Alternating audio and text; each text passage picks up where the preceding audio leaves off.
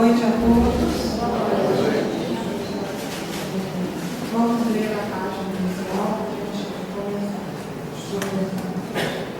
Não morreram, partiram antes.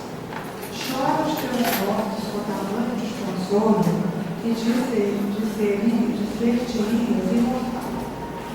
Not dead, but gone before, diz sabiamente o provérbio 3.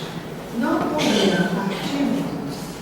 Tua impaciência se move como loba faminta, ansiosa de devorar amigos. Pois não morrerás logo depois, e forçosamente não virás a saber a solução de todos os problemas que são de uma diáfana e deslumbrante de legagem.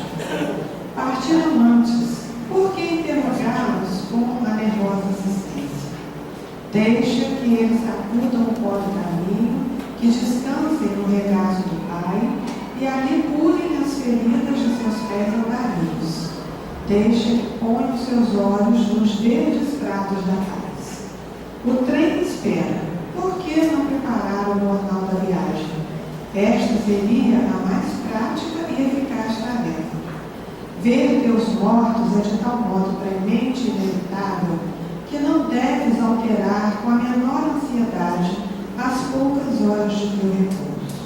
Eles, com um conceito total de tempo, cujas barreiras transpuseram de um salto, também te aguardam tranquilamente. Foi que simplesmente tomaram um dos trens anteriores. Amado Nervo, simplesmente bom Jesus. Nós vamos convidar nessa noite o nosso companheiro Leandro do Centro Espírita Paz e Harmonia de Itaperuna, que será o nosso palestrante nessa noite.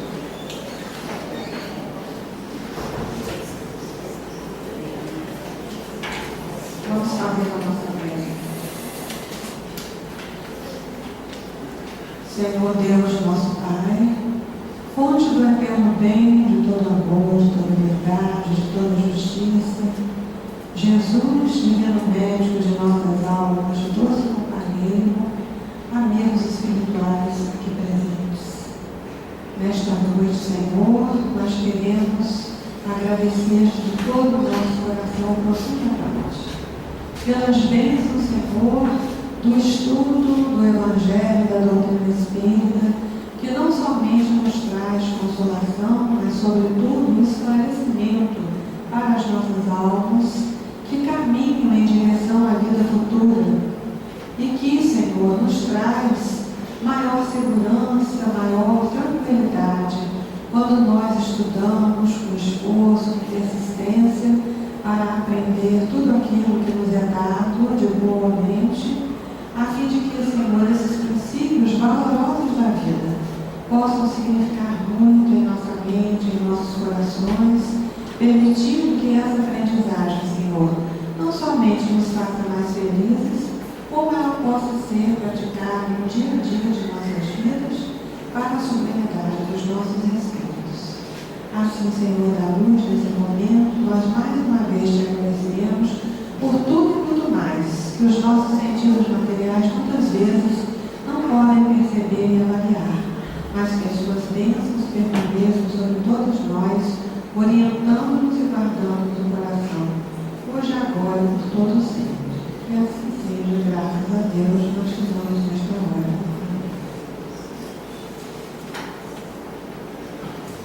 Pronto, com vocês, Leandro. Meus irmãos, boa noite. Hoje isso aqui está animado, hein? Boa noite, cheio de calor humano. É um prazer revê-los. Agradeço a direção da casa pelo convite. No momento que a gente vem aqui para casa e começamos a ouvir o hino, fechamos os nossos olhos, nós podemos dizer que estamos nos braços do Pai, né? Independentemente dos problemas que cada um carrega consigo, independentemente dos problemas sociais, econômicos, políticos que o Brasil atravessa, nós podemos sim sentir um estado de paz íntima e sentir a presença de Deus em nossos corações. A casa sugeriu, a direção da casa sugeriu, quando nós fomos convidados a fazer esse estudo, para trabalharmos no capítulo 4 do Evangelho segundo o Espiritismo, que tem como título, como tema: ninguém pode nascer, ninguém chegará ao reino do céu se não nascer de novo. É Tiago, conhecido por todos nós, entre os mais inteligentes mestres do Sinédrio, Nicodemos e Jesus. Mas nós vamos além. Nós vamos do item 12, que foi sugerido, do item 12 até o item 17.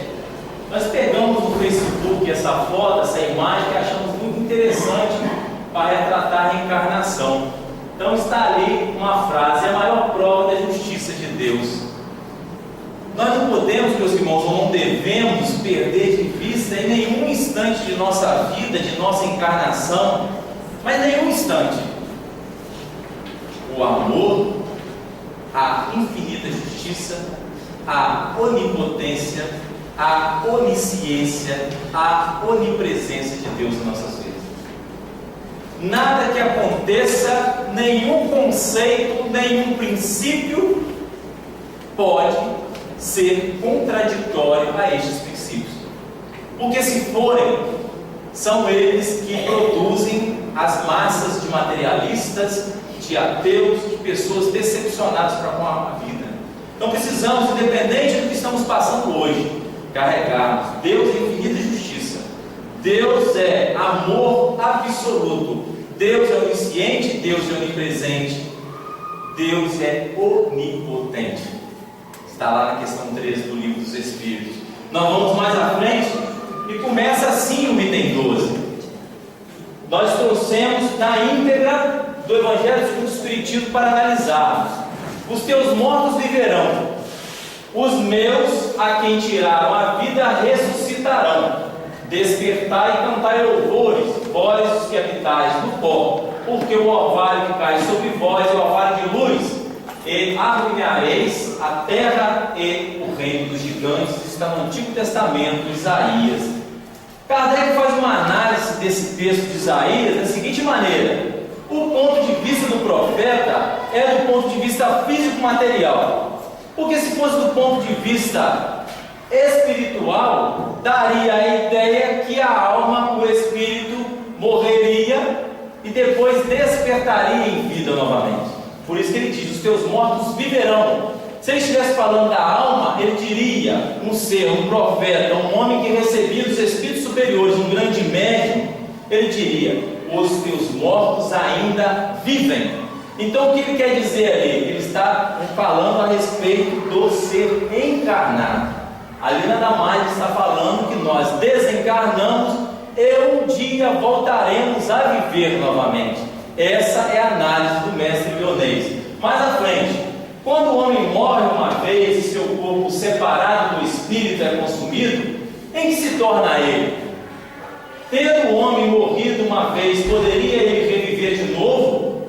Nesta guerra em que me encontro todos os dias de minha vida, estou esperando que chegue a minha mutação. Isso está também no Antigo Testamento, no livro de Jó. Reparem que essa tradução do Sácio, Lemastris Sácio, não sei se a pronúncia é essa, mas era o tradutor do francês do Antigo e do Novo Testamento que o Kardec mais utilizava, o que achava que era de maior confiança. Era um tradutor que traduzia realmente na sua essência, ou mais próximo disso, o que era o Antigo Testamento no hebraico, principalmente no grego, para a língua francesa. Então essa informação só para meus irmãos ficarem, porque está o nome de tradução de Sácio. Nós vamos mais à frente e vamos ver outras duas traduções, logicamente de outros tradutores, de outras religiões, mas o texto, na essência, é a mesma coisa. Quando o homem morre, perde toda a sua força e expira. Depois, onde ele está? Ou onde está ele? Se o homem morre, tornará a viver? Esperarei todos os dias de meu combate até que chegue a minha transformação. Essa tradução é protestante de Osterwald, mais ou menos isso, né? Quando o homem está morto, vive sempre, findando-se os dias da minha existência terrestre. Esperarei, porque a ela voltarei novamente. Kardec fala que das três versões, a da igreja grega não deixa nenhuma dúvida. É claro, quando o homem está morto, vive sempre, ou seja, imortalidade da alma. O homem que ele quer dizer é princípio inteligente. Findando-se os seus dias da minha existência terrestre, esperarei, ou seja, irei para a erraticidade e vou aguardar, porque voltarei à vida física novamente. Não deixa dúvida. Agora é importante, meus irmãos, que a reencarnação foi um princípio criado no Espiritismo. Todos nós sabemos que não. Se tiver, às vezes, na casa, como é comum na casa espírita, pessoas que estão vindo pela primeira vez, é bom ressaltar isso. Reencarnação, lá no antigo egípcio, já se falava, já era o princípio, juntamente com metempsicose. Eles acreditavam, os antigos egípcios, que o princípio inteligente, já no estado de inteligência, discernimento, bom senso, o espírito, o ser inteligente da criação, como diz o livro dos Espíritos, poderia viver em corpos de animais. Tem um livro, 7 anos no Tibete, um livro, não, desculpe, um filme, que tem até o Brad Pitt que faz esse trabalho nesse filme. Quando eles vão construir um cinema, eles chamam a atenção das pessoas nas escavações, porque tinham minhocas no solo. Então eles falam, cuidado que isso pode ter sido a minha tia, a minha avó, a minha sogra. Esse conceito, esse princípio até hoje existe lá no Tibete, irmãos. Outros grandes filósofos, Sócrates, Platão, eram defensores das vidas, das existências sucessivas. Nós temos conceitos através do hinduísmo, nós temos através da própria Igreja Católica, mesmo depois do concílio de Constantinopla, nós tínhamos na pessoa de Orígenes um defensor, um dos pais da Igreja, que ainda assim defendia a reencarnação.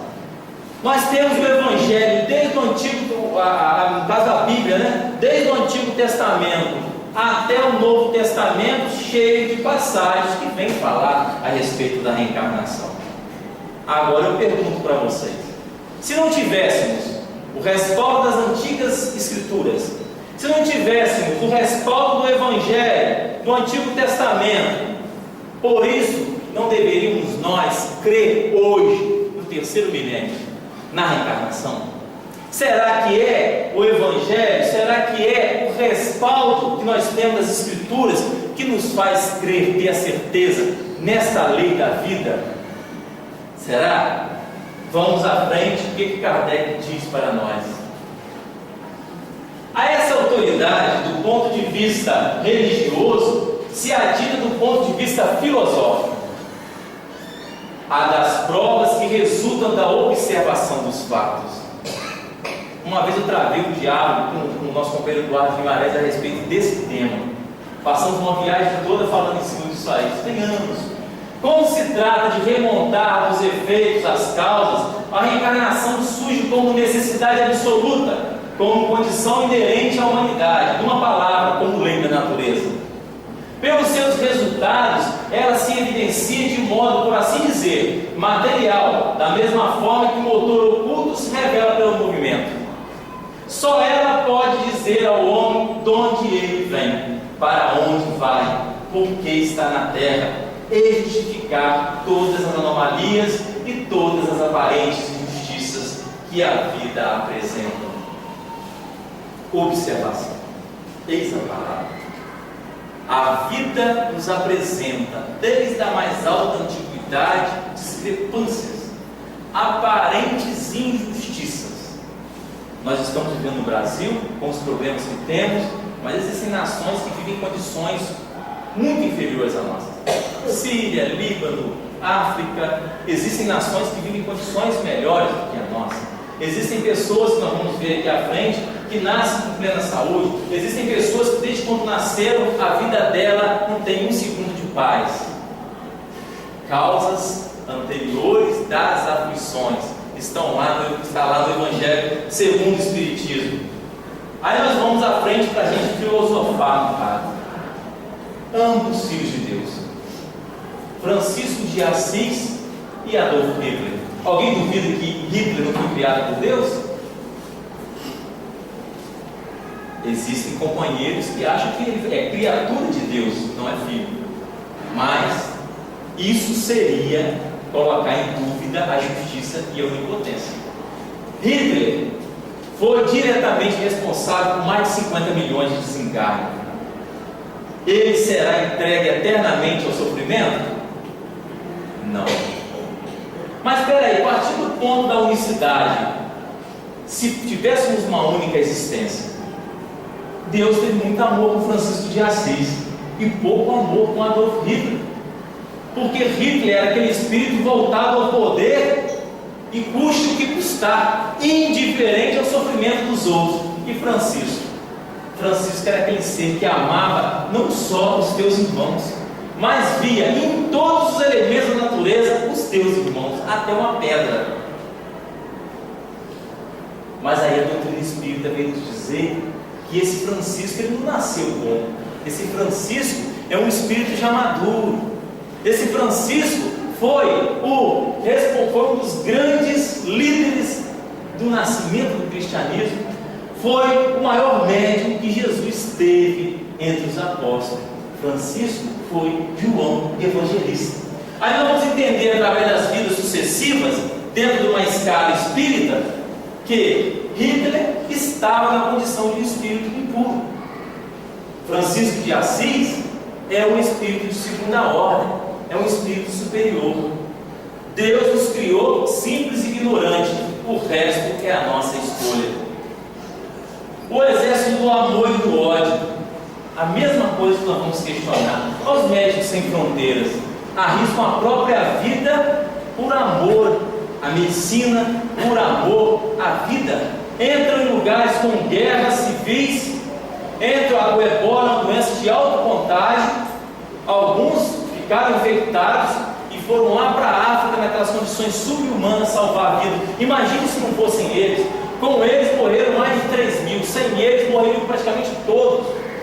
E por outro lado, o Estado Islâmico menospreza totalmente a vida humana. E pasme, eu assisti esses dias um documentário da Globo News, daquela repórter francesa que infiltrou no Estado Islâmico. Eles falam de Deus o tempo todo. Eles são em nome de Deus, segundo eles. Eles estão cumprindo os desígnios de Deus.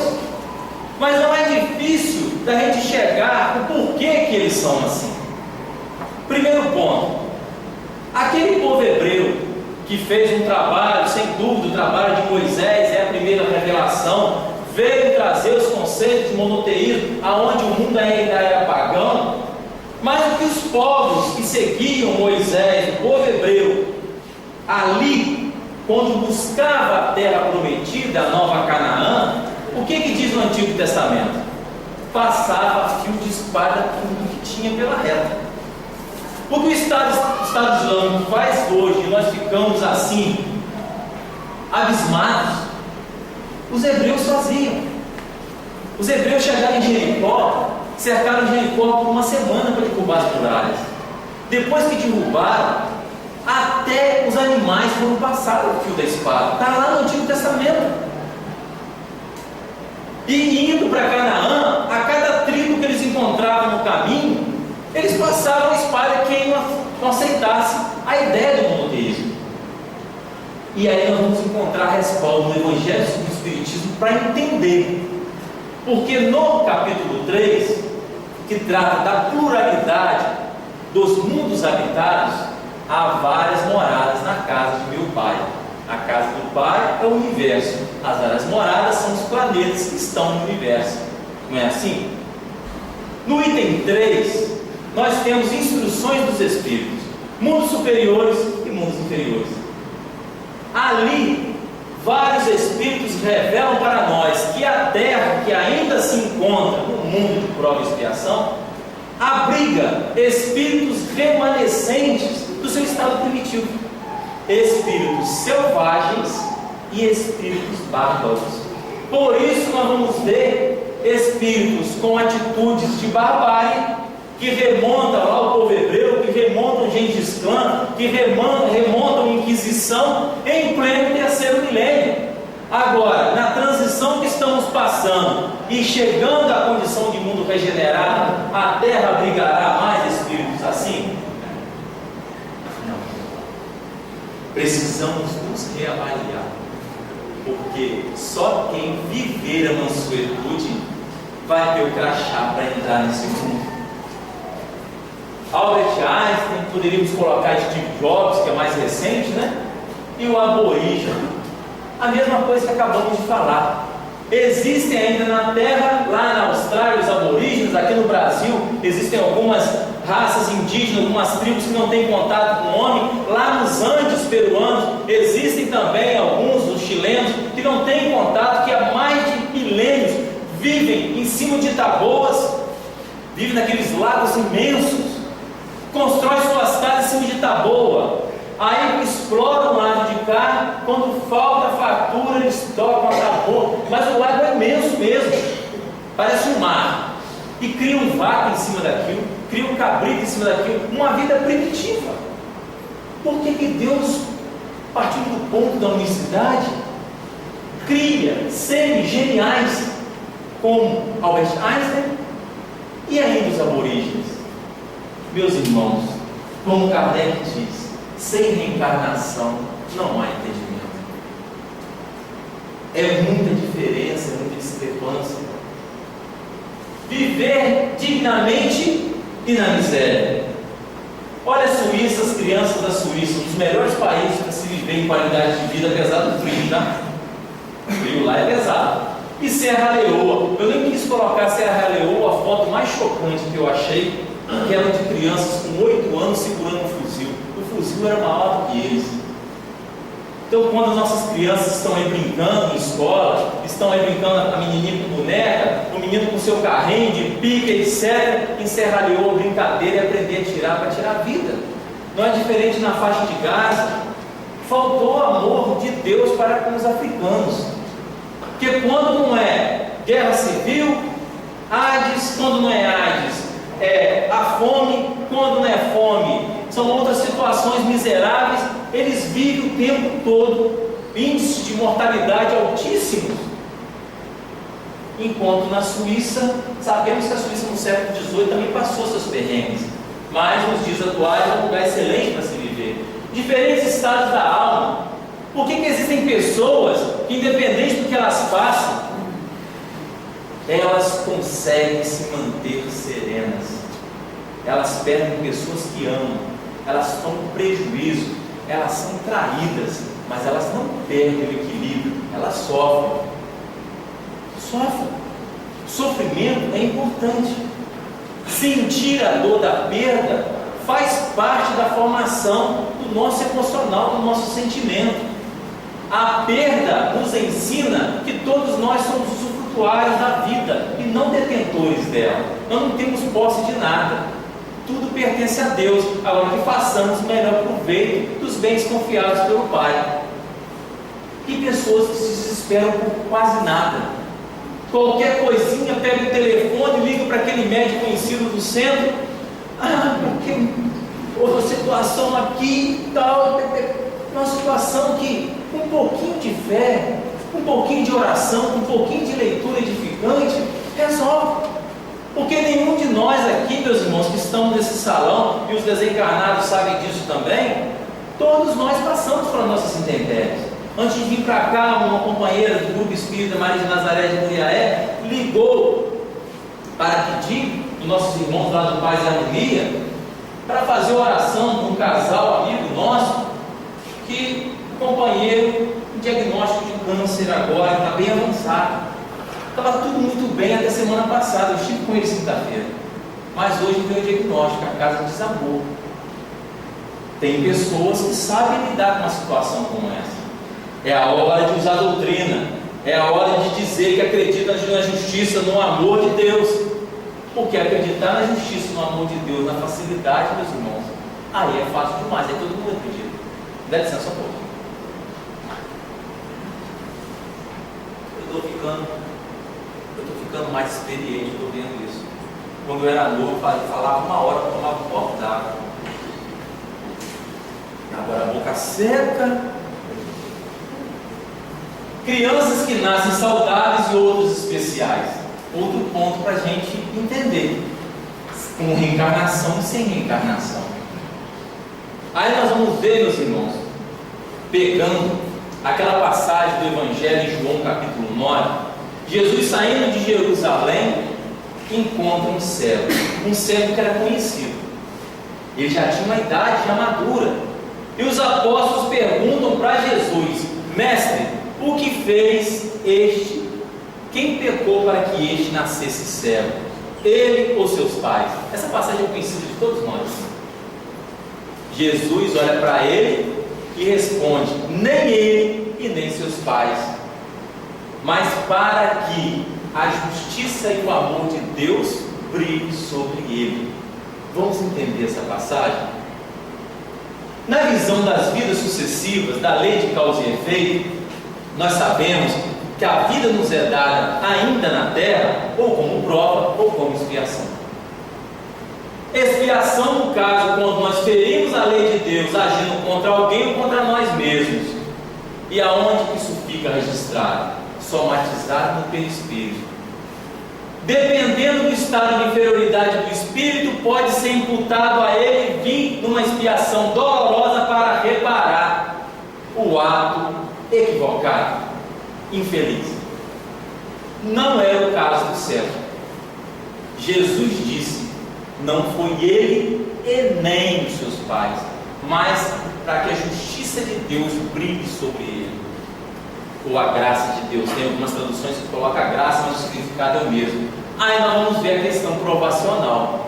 A provacional é o espírito que já é mais compreensível, é um espírito que entende mais a relação de Deus, a espiritualidade, as leis com nós, sobre ele, e ele, sentindo a necessidade de evoluir, sabe que passando por aquela situação, aquilo irá colaborar para o seu progresso espiritual. Sabemos que ele nasceu cego e, naquele episódio, diante de Jesus lança saliva ao chão, manipula fluido curativo no meio daquela poeira, faz um barro, passa nos olhos dele e diz: vai lá na fonte de Siloé, lave os olhos e você vai voltar a enxergar. Ou seja, o tempo de validade da provação daquele espírito estava vencendo ali. Se nós acreditamos em planejamento reencarnatório, todos aqueles seres que viveram com Jesus, que atravessaram o seu caminho, e que até lá o que carregou a cruz não existe por acaso. São seres que estavam programados a passar, a aceitar, a não aceitar, a revoltar ou não revoltar. E assim como todos nós. Ou existe por acaso nas nossas convivências? Sim, e na padaria do João comprar pão todo dia, isso aí são coisas habituais, corriqueiras, não interessam, não afetam o nosso destino, não interferem. Agora, as decisões, as posturas, as condutas que realmente interferem no nosso destino de felicidade ou infelicidade, de avanço espiritual ou de estagnação, meus irmãos, isso aí está no planejamento. Nada é entregue ao acaso. Vamos à frente? Eu queria contar uma outra história assim, bastante importante, que tem a ver com esse tema. Naquele seminário que o Divaldo fez há uns 2 anos atrás, se não estou enganado, Transição Planetária.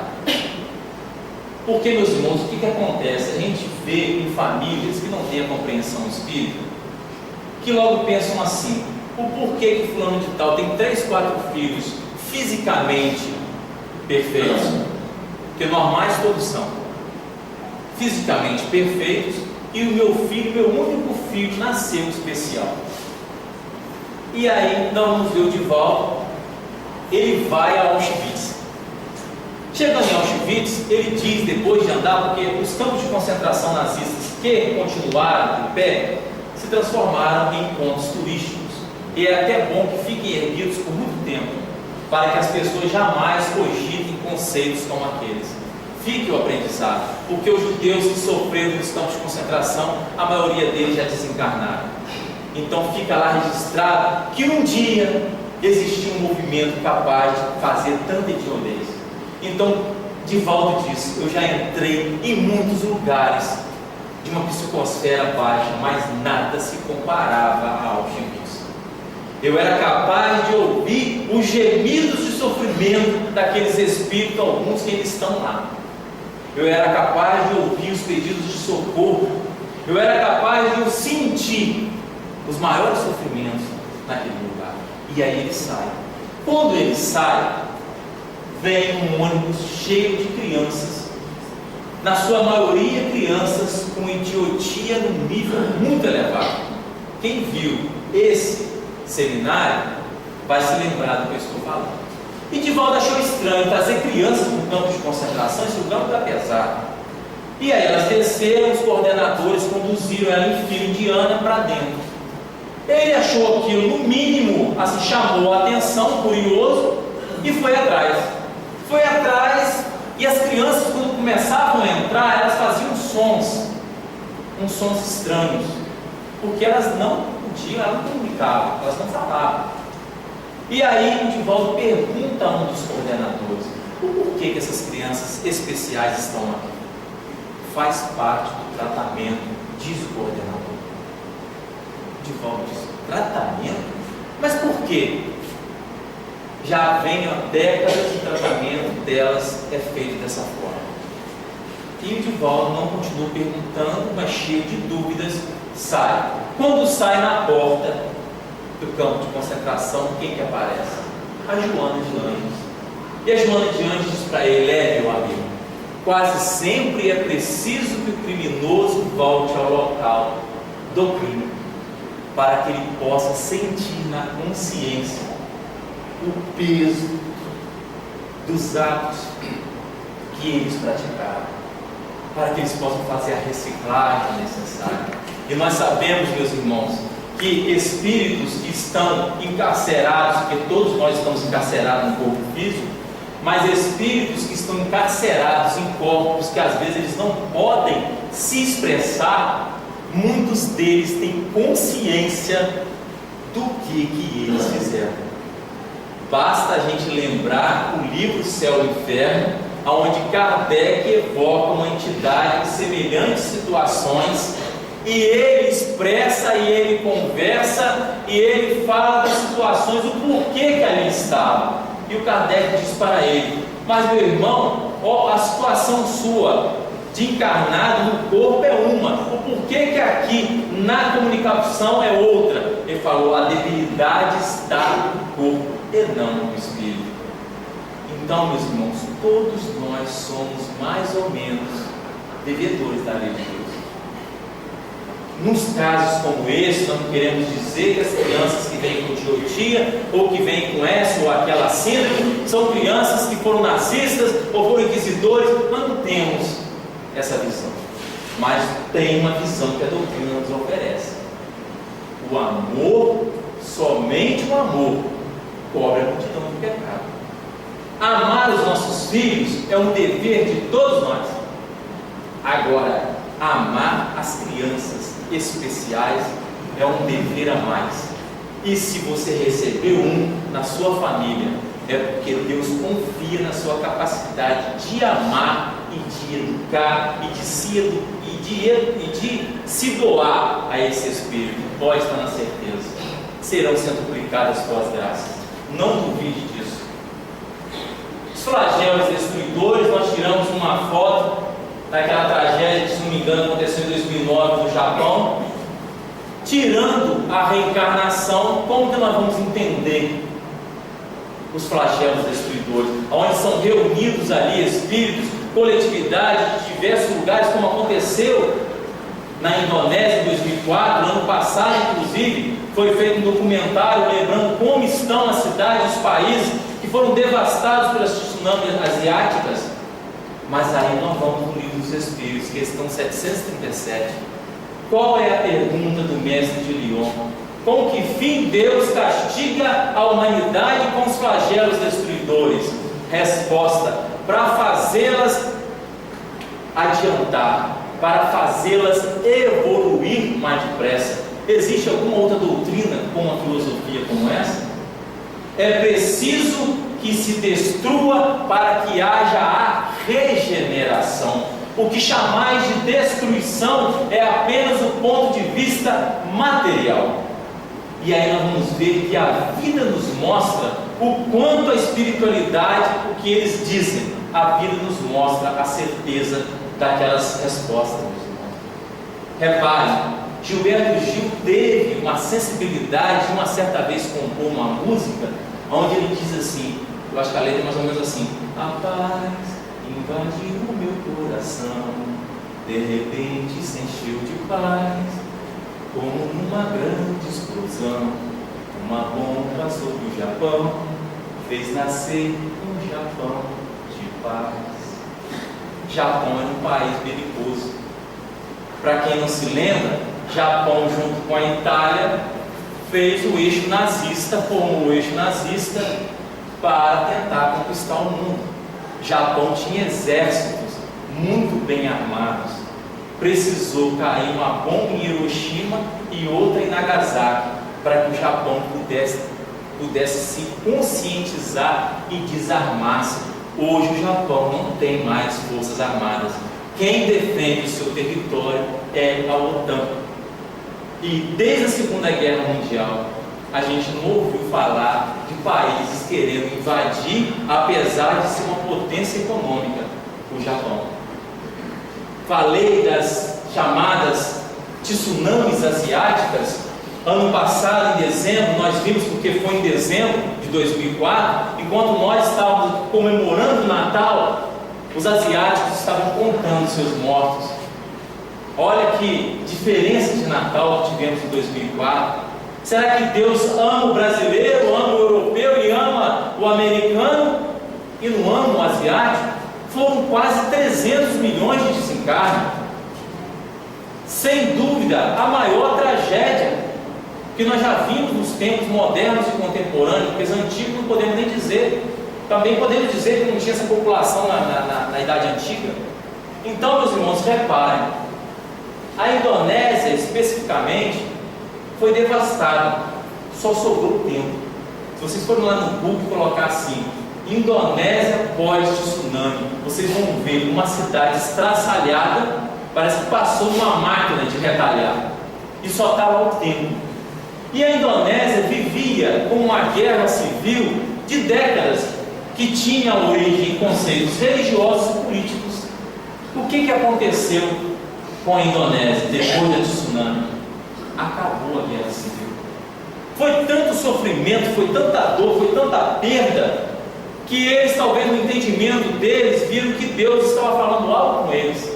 E eles resolveram se juntar, se unir para reconstruir o país.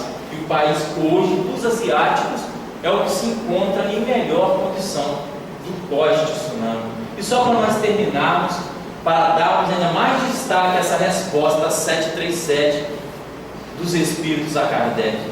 Aqui no nosso país, nós tivemos uma tragédia em 2010 na região serrana. As cidades de Petrópolis, Teresópolis, a cidade de Friburgo, Rio Bonito, entre outras cidades foram afetadas. Falam aí em torno de 1.300 pessoas entre desaparecidos e que conseguiram achar os seus corpos. Nós fizemos uma mobilização, tenho certeza que todas as casas espíritas fizeram na época, e nós entramos em contato com o Dr. José Manuel, que inclusive era palestrante, não sei se faz mais, porque ele teve um problema de AVC sério. Desencarnou. Desencarnou? Olha aí, eu não fiquei sabendo. Porque ele teve AVC, mas não teve uma cirurgia, uns 2 anos mesmo.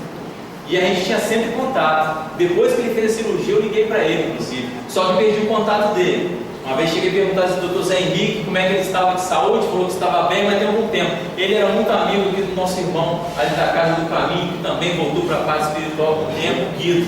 Eles eram muito amigos. O Dr. Zé Roberto também era amigo dele. Mas voltando ao Zé Manuel, através do Centro Friburguense, nós entramos em contato para mandar os mantimentos para lá, as arrecadações. O Zé Manuel falou assim: Leandro, a vida mostra o tempo todo para nós o quanto o Livro dos Espíritos é uma lição de vida. Por que, doutor? Em frente, quase em frente ao Friburguense, tem um templo protestante, mas ali um outro católico. Não houve esse negócio de religião, de rótulo na hora da dor aqui, meu amigo. Entrava pastor dentro do Centro Friburguense, entrava médico de efeito físico lá dentro da igreja protestante, entrava o padre da igreja católica, seu ministério dentro da igreja protestante e vice-versa. Na hora da dor, não existe esse negócio, eu sou isso, eu sou aquilo, nós somos irmãos. E é esse o outro aspecto a ser abordado nos flagelos destruidores. Porque são, primeiro, formação. do globo. O planeta Terra é um planeta de informação. Aquelas explosões atômicas que acontecem quase que diariamente no Sol, que provocam tsunamis, que provocam tufões, furacões, que provocam uma série de flagelos aí naturais. É acaso? Será que Deus perdeu o controle do Sol? Ou aquilo ali é programado? Nós sabemos que no final da última era glacial, que houve toda aquela invasão do Atlântico em direção ao Mediterrâneo, que invadiu o Mar Morto, que invadiu o Mar Cáspio, que houve alagamento em toda aquela região. E ali nasceu o quê? Nasceu a teoria, a lenda do dilúvio universal, onde todas aquelas pessoas que viviam ribeirinhas tiveram que, as que sobreviveram, tiveram que subir para situações, para lugares mais altos, mais montanhosos.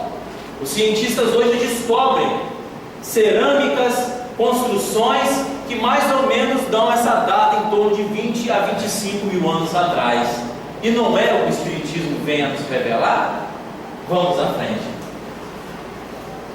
Sem o princípio da pré-existência da alma e da pluralidade da existência, são ininteligíveis em sua maioria as nuances do Evangelho, razão porque hão dado lugar a tão contraditórias interpretações. Está nesse princípio a chave que lhes restituirá o sentido verdadeiro. Isso está no Evangelho segundo o Espiritismo. E aí nós vamos lá na Revista Espírita, de 1860, em abril, olha o que começa de Lyon nos fala. No item Formação da Terra, página 115, lemos: como se vê, temos muitos motivos para não aceitar levianamente todas as teorias dadas pelos Espíritos. Meus irmãos, Kardec foi aceitando tudo que vinha da espiritualidade? Negativo. Muita coisa foi descartada, passava por um critério, passava por uma coisa chamada universalidade dos ensinamentos dos Espíritos, que era um método de comparação das revelações, das respostas que eram dadas em diversos centros, em diversos lugares, onde tinham as comunicações de diversos temas. Isso era analisado, isso era observado. E daí a gente tem que levar em conta o que está no Livro dos Médiuns, aonde lá está escrito influência moral do médium, o finalzinho daquele capítulo, a orientação que Erasto nos dá. É melhor que deixemos que 10 verdades passem do que uma única teoria falsa, porque uma única teoria falsa derruba todo o edifício. A verdade, se não for aceita hoje, porque não estamos maduros o suficiente para aceitá-la, mais cedo ou mais tarde, por ser verdade, tomará o seu devido lugar. E aí ele continua: quando surge uma, fechamos no papel de observador. Foi assim que procedemos com a doutrina da reencarnação, que não adotamos, posto que vinda dos Espíritos, senão depois de havermos reconhecido, isso é fundamental, que ela só e só ela podia resolver aquilo que nenhuma filosofia jamais havia resolvido. E isso, a abstração feita das provas materiais, que diariamente delas são dadas a nós e a muitos outros. Falamos da parte filosófica. E o que mais nós temos a respeito de reencarnação para nos dar a certeza absoluta que ela é lei de amor de Deus para com todos os seus filhos, para com todos nós. Vamos à frente. A ciência. Diferentemente, com todo o respeito de todas as religiões, o Espiritismo não é apenas religião. O Espiritismo nasceu, uma ciência, nasceu uma doutrina de pensamento filosófico de confirmação científica. O aspecto religioso veio porque, aliás, Kardec teve muito trabalho no início, porque muitos intelectuais no início da doutrina não queriam o aspecto religioso, porque achavam que iriam contaminar a doutrina com o quê? Com dogmas e com crendices. Só que eles esqueceram que a doutrina tinha um código moral. A doutrina tinha por essência o quê? Transformar o homem no bem. O homem que renasce numa condição que, quando ele viesse a ser convidado para voltar à verdadeira vida, que ele apresentasse diante do altar da consciência uma condição evolutiva de valores conquistados, melhores do que quando ele aqui chegou. E aí, estamos lá na Gênesis, logo no primeiro capítulo que trata dos caracteres da revelação espírita. Olha o que diz Kardec: o Espiritismo e a ciência se completam reciprocamente. A ciência e seu espiritismo se acham na impossibilidade de explicar certos fenômenos só pelas leis da matéria. Ao espiritismo, sem a ciência, faltaria o apoio e a comprovação. E a doutrina espírita, meus irmãos, desde quando ela nasceu, ela tem a comprovação científica. Não de uma forma absoluta, porque seria preciso haver uma mudança na metodologia da ciência convencional. Mas nós vemos, como por exemplo, o Charles Richer. Muitos espiritistas acreditam que Richer desencarnou sem acreditar na comunicabilidade, sem acreditar na interferência dos espíritos no mundo corporal, sem acreditar na reencarnação. Por quê? Por conta do Tratado da Metapsíquica que ele assinou em 1922. Ali ele coloca observações em que ele questionava a posição da doutrina dos espíritos. Só que ele não era qualquer cientista. Ele era um médico que em 1913 tinha recebido o Prêmio Nobel de Medicina. Ele era um dos maiores da sua época.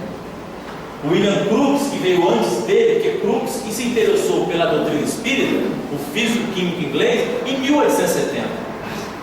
Richer nasceu em 50. Quando o espiritismo nasceu em 57, Richer tinha 7 anos. Crookes também era muito respeitado, não só na Inglaterra, como também na Europa. Só que levou menos tempo do que Richer para acreditar. A grande dificuldade que tinha Richer é que ele achava que, apesar de todo o convencimento que a doutrina espírita oferecia e os fenômenos, era muito simplista. Era totalmente diferente do que ele tinha aprendido nas academias. E ele tinha uma preocupação com a sua imagem. Mas aí, numa carta ao amigo Ernesto Bozano, ele era muito amigo de Ernesto Bozano, eles viviam se encontrando e trocando correspondências. Ele já tinha escrito em 1930 um livro onde ele afirmava para o mundo que era impossível negar aquelas realidades. E ele diz em 32 para Bozano: e agora abro-me a você de modo absolutamente confidencial. O que você supunha é verdade.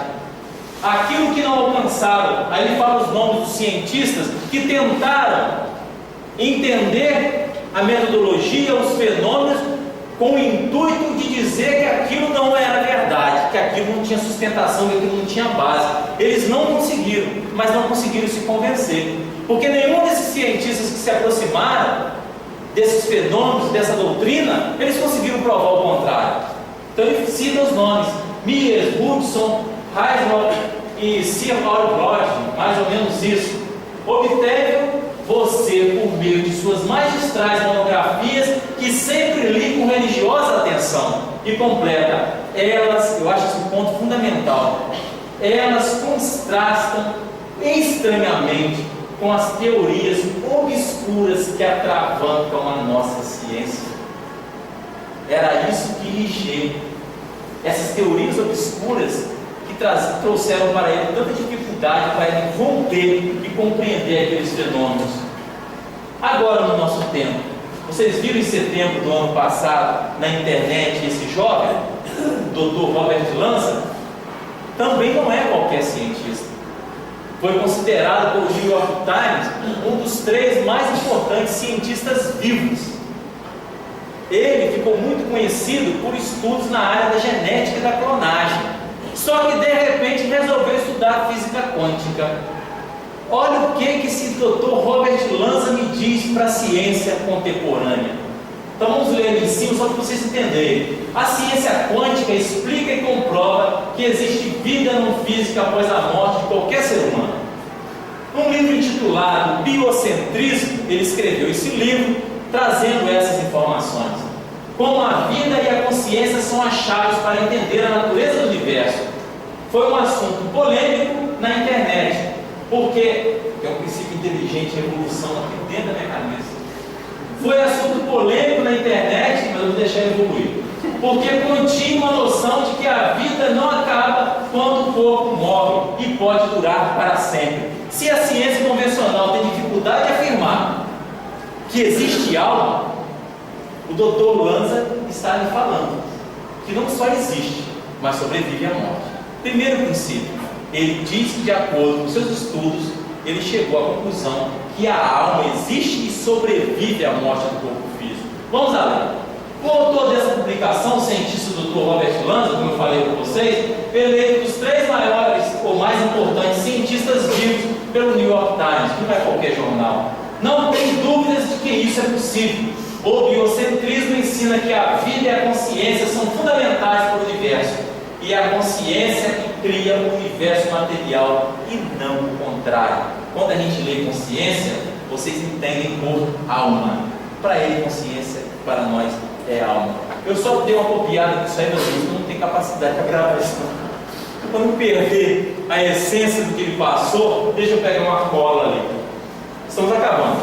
A teoria sugere que a morte da consciência simplesmente não existe. Ela só existe, eu achei esse ponto aqui interessantíssimo. Isso são palavras de Lanza. Ela só existe como um pensamento porque as pessoas se identificam com o quê? Com o corpo. E às vezes, meus irmãos, a gente se pega agindo assim.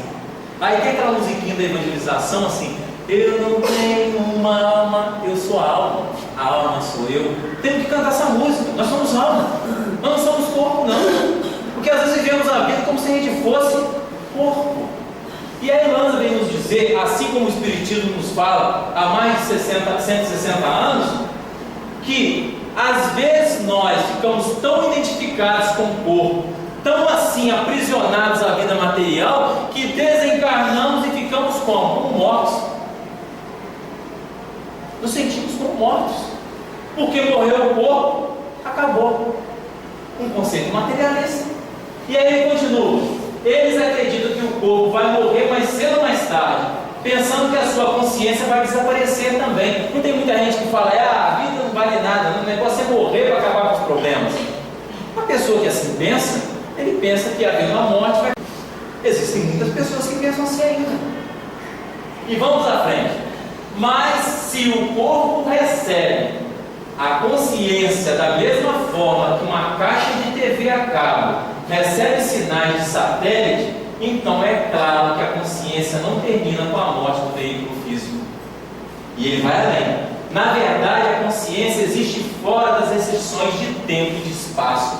Nós sabemos que essa questão de tempo e espaço está restrita a nós, meus irmãos. Por isso que Jesus disse uma certa vez: o tempo para Deus é um, o tempo para nós é outro. Não existe relógio Oriente e nem existe lá aquela marca Rolex no plano espiritual. Os espíritos até podem seguir horas, porque estão aprisionados ainda aos costumes da matéria. Às vezes fala assim: mas o espírito está 500 anos aprisionado numa situação.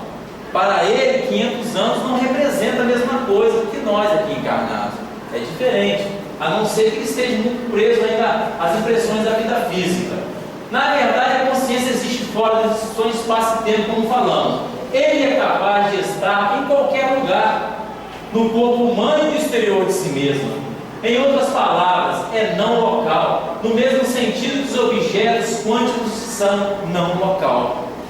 Lanza também acredita que múltiplos universos podem existir simultaneamente. Em um universo o corpo pode estar morto, em outro continua a existir, absorvendo consciência que migraram para este universo. Isso significa que uma pessoa morta, enquanto viaja através do mesmo túnel, acaba não no inferno e no céu, mas desta vez, mas em um mundo semelhante, importante, e a ele ou a ela que foi habitado, mas desta vez vive, e assim por diante, infinitamente, quase como um efeito cósmico, vida após a morte. Então agora, em 2014, um dos mais importantes cientistas vem afirmar que existe alma, que existe sobrevivência da alma, que existem outros mundos, que existem pluralidade das existências e que existe reencarnação. Todos os canais ligados à história, vocês vão lá copiar, balançaram com essa informação dele. Mas é aquilo que Kardec já dizia. Para nós chegarmos no final, não vou nem ler o que está escrito ali. Quase todos vocês conhecem o trabalho também atual do Jim Cook. Jim Cook, ele é um americano, era discípulo do Ian Stevenson. Vocês lembram do trabalho do psiquiatra que estudou a reencarnação nos anos 60, 70 e 80, parou de trabalhar nestes casos em 92, Lanza Jim Tuck ficou como seu discípulo. Até hoje continua com o trabalho do Dr. Ian Stevens lá nos Estados Unidos. Foram mais de 3 mil casos de reencarnação estudados que viraram livros, que viraram best-seller. Ao contrário de nós brasileiros, que somos impulsionados a ter a certeza na reencarnação pela religião, lá nos Estados Unidos, principalmente, e na Europa, estes homens não são espíritas. Esses homens são pesquisadores que querem entender, e estão buscando cada vez mais. Para nós terminarmos, uma mensagem do Espírito Emmanuel. Então, 5 minutinhos aqui, relógio. Vamos agora, meus irmãos, respirar essa mensagem. Não perderás tempo reclamando contra a vida. Na hipótese de que te empenhes realmente pela aquisição do conhecimento espírita, reflete na lei de reencarnação. És um espírito eterno, envergando temporária a forma física, a maneira de um servidor vestindo um uniforme de trabalho, francamente deteriorado e passageiro. Observa os próprios hábitos e tendências e perceberás o que foste nas existências passadas. Não precisamos fazer regressão, a não ser em casos terapêuticos recomendados por profissionais conscientes. Analisa os que te rodeiam no círculo doméstico e social e identificarás com o que te comprometestes para sanar os próprios débitos ou traçar a própria cena de elevação. Estuda o quadro que te emoldura as atividades e anotarás de que ponto deves partir em demanda da melhoria. Sobretudo, é preciso ponderar que se ninguém nasce para o mal, muito menos renascerá para reconstruí-lo ou reafirmá-lo. Um aluno repete o currículo de lições no objetivo de ganhar à frente, não para acomodar-se à retaguarda. Convence-te de que retornamos à Terra com o fim de ampliar valores no bem, cada vez mais. Indispensável corrigir-nos naquilo que erramos, replantar dignamente a leira do destino que relegamos outrora ao relaxamento. Levantar aqueles que impedimos a queda, amar os que aborrecemos, acender a alegria nos corações que encharcamos de lágrimas. Estás hoje no lugar, isso é fundamental, meus irmãos, além de toda a página. Estás hoje no lugar e na posição em que podes claramente doar a vida, na pessoa dos outros, tudo aquilo que és capaz de sentir, pensar, falar, fazer de melhor. Que na noite de hoje nós possamos, meus irmãos, mentalizar, sintetizando tudo que foi falado, tudo que possamos nós estar passando neste momento, nos dias atuais, ou alguém que amamos. Jamais nos sentiremos órfãos do amor de Deus. Não deixe em nenhum instante que o seu pensamento, o seu sentimento está te distanciando de Deus. As dores possam estar te colocando um pensamento que você está abandonado por Deus. Porque você pode estar se sentindo órfão do amor do cônjuge.